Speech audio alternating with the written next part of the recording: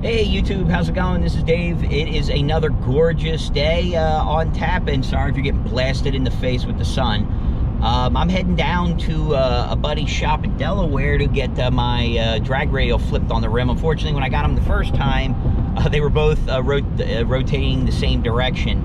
And the ET3 DARs are unidirectional. They're not unidirectional, so I just want to make sure, because of the fact that I'm upping the power, that they're rotating the correct direction. Some folks will say it's for the sipes and everything, but I really don't know whether or not that's going to cause any type of issue, and I didn't bother to take the time. I know with the old drag slicks, you could swap them because the molds were the same and it wasn't really a big deal. But for this, I just want everything correct for what I'm planning on doing. So off we go. Let's get this episode started, and we'll talk to you soon.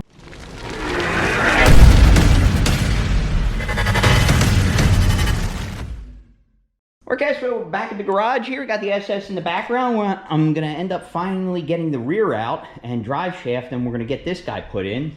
And it's been sitting here for a while. I apologize. I'm actually in the process of cleaning all of this. So just like when you're looking, let's just frame it. You're looking at that right there. So we're gonna get that guy in, and we're gonna get the drive shaft in that's inside the box down here. So let's start getting it torn apart. I'll walk you through it. I may or may not put the suspension in. I'm not 100% sure how, and I apologize for the noise in the background. Kids are playing. It's a beautiful day. I'm out there. So yep, right there.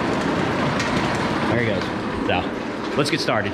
All right, so we got her up off the ground here, and I got it pretty much lifted from the back area there, and I just checked, make sure everything's nice and sturdy. Loosened up all the lugs. We're gonna start pulling the wheels off of it, and then we're gonna start to survey what we have to take apart. We got her up off the ground. She's nice and secure. So let's get going. Hey Benny, say hi. Say hi. Hi. Oh, all right. You throwing stuff out for mommy? Yeah.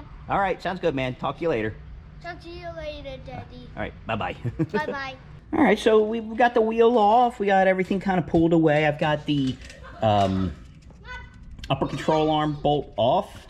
I still have the lower control arm and then this upper arm control. This one I've taken completely out. It's just laying right down there. I've got obviously the caliper off, and I'm trying to get the rotor off. I took the sway bar and link off. That's sitting over there. What I'm going to end up doing is pulling the brake off completely. And again, my kids are playing out there, so I apologize for that. But I'm going to get this off. Of course, this is stubborn as hell coming off, so it's taking a little bit more effort. But I'm going to pull this off. All right, so I got this guy out. Just realized once I was doing this that this guy, I didn't need to take this off. So I'm going to reuse it. I'm not worried about any pressure being left off the bearing. I'm going to tighten it up.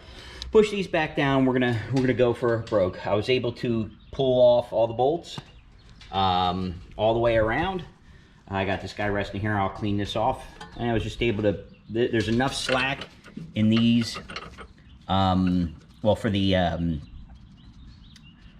wheel speed sensor and the brake line, there's enough for the e-brake cable and everything, so I could get this thing pulled out. And I got the can't see it too well in there, but I'll get up underneath the car eventually. But the axle's out. I'm going to do the same thing on the other side. Pull that out, do the same exact thing. Get them far enough out, so then what I'll do is I'll get underneath, disconnect the exhaust, get that out of the way. I got to do the front, and I'll grab the front and back there. And then I'm going to pull the drive shaft and rear end out. So I'm going to hopefully try to get the other side and the axle out today, and then we'll do the rear tomorrow. So fingers crossed. I mean, should go relatively smoothly now that I know what the heck I'm doing on this side, so I'll be able to do it pretty quickly on this side. So yeah, see, so this one went a lot faster. I just if you can see in there, I don't know if I can see, if you can see in there, axle's out, sitting, good to go. Whoa, almost knocked my beer over.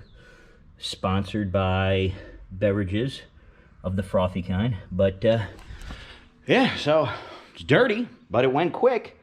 Wish I didn't loosen up that axle bolt initially. Didn't know any better. Thought I would have to take the whole thing off, but in reality, didn't. Came out very easily. So next is dropping the exhaust and getting the rear out. Well, actually getting the drive shaft out, then the rear. So just keep plugging along, man. Make sure you guys, like, comment, subscribe. Particularly subscribe. I appreciate that.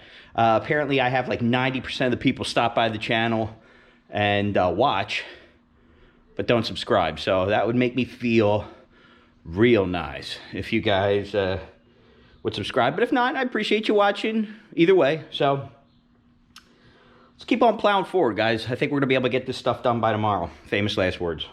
So the next step will be to pull the exhaust out, and apologize if it's a little blurry here. Just trying to find light here, so it's struggling a little bit to focus on it. But I've got the stage 8 fasteners on here, and it's very straightforward. So I'm just going to get up here and a little this, but got my table over here.